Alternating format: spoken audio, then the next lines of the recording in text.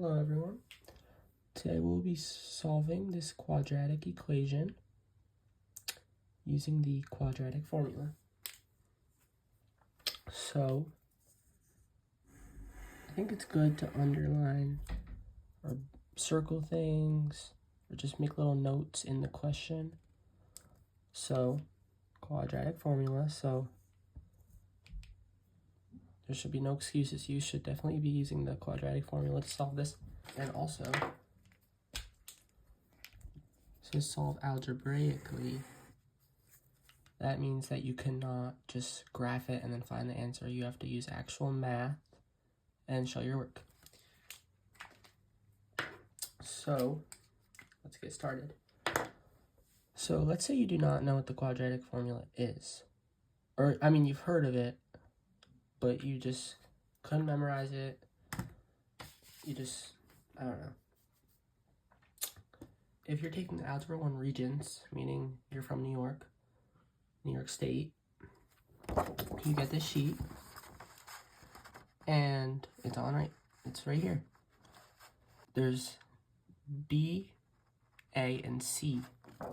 What is B, A, and C?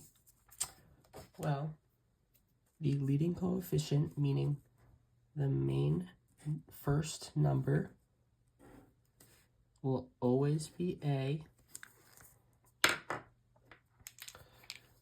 The second number, including the sign before it, will be B. And the constant, including this sign right here, same with if there was a sign here, that would be included. But this is C. C stands for constant. And if you remember, actually it says it on our sheet, the quadratic equation form is ax squared plus bx plus c. So if you didn't know that this was a, this was b, this was c, you could have just looked right here. But hold on, we gotta look at this again. I'm gonna leave it right here. So we just have to write this down. Let's just write it down first. I wouldn't just plug the numbers right into the equation without writing the equation down. Or I mean the formula. I would definitely write the formula down first. So x equals negative b plus minus the square root of b squared minus 4ac all over 2a. Now we gotta plug these numbers in. And something that's very important when you're plugging numbers in is parentheses. So let's do this. X equals, now okay, wait, our equation has a negative here, but then our b also has a negative. That means it's a double negative, which actually equals a positive, but I'll still write it. So negative parentheses negative 7 plus or minus the square root of b negative 7 squared, don't forget that square, and guys, this has to be in parentheses because just negative 7 squared is a whole different thing, so it has to be in parentheses, especially if it's a negative number, minus 4a,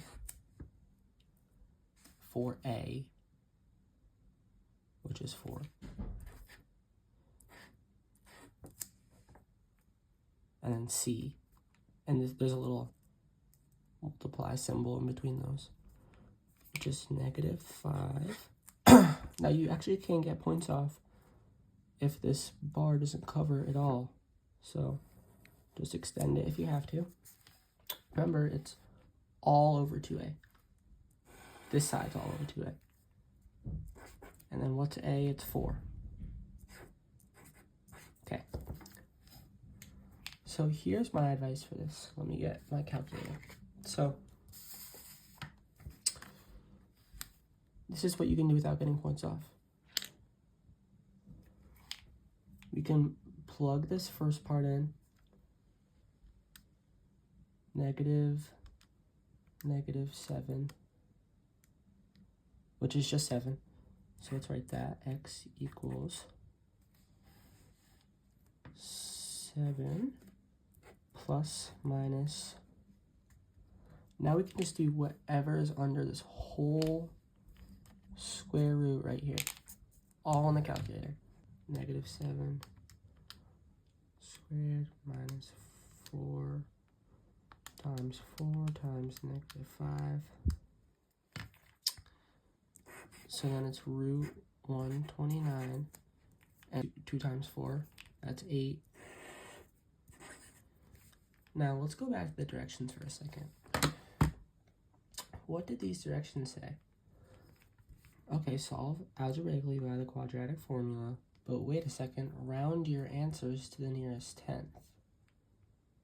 So that means they want us to not leave it like this, not simplify the radical. They want us to put this whole thing into the calculator and get like a decimal answer, because round to the nearest tenth, meaning there's going to be a decimal in the answer. So remember, this plus minus means it's 2 different whole equations. So let's draw an arrow this way, an arrow that way, so that we can separate this. So this is 7 plus, we're only doing the plus on this side. If you're just going to separate it, I would do the left side as a plus and the right side as a minus. Square root of 129 over 8. Then this side is 7 minus square root of 129 over 8. Just plug this right into the calculator.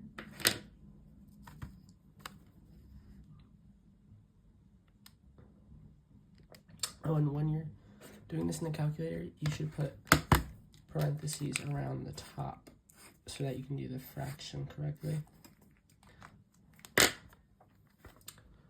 So let's do this one first. Let's focus it. Plus the top divided by, and then we'll put the bottom in parentheses also. So this we get 2.294727086. But remember, we're rounding to the nearest tenth. So what is this to the nearest tenth?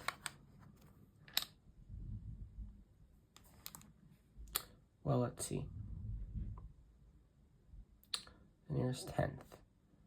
This is the 10th place. This is the 100th place. The 2 is the 10th place. The 9 is the 100th place. Since 9 is 5 or over, we round this to 3. So this equals, or actually it should be squiggly equals. That means it about equals, like you rounded it. 2.3. Then we'll do this side. This side, 7, remember parentheses, 7 minus square root of 129 divided by, also parentheses on the bottom. Now this one we get, remember, squiggly equal sign. I don't know if you can see my calculator? -0 point, let's see. So it's 4. 4 is, the 100th place is 4. 4 is less than or equal to 5, meaning we round down. So it's just -0.5. So now, how I would write these answers is, I would write, since there's 2 answers, I would write x1, and you put the 1 here, not here, because if it was up here, it would be an exponent, but down here in the bottom right corner, that just means that there's like more than one of them. So x1 squiggly equal sign. X1 always has to be the smaller one. This one's obviously the smaller one because it's negative. So negative 0.5. X2, bottom right corner, squiggly equal sign. Remember, we had 2.3. So you can box them together, box them separate, but that is our final answer for solving algebraically and rounding to the nearest tenth. Hope this helped, and I hope to see you guys again.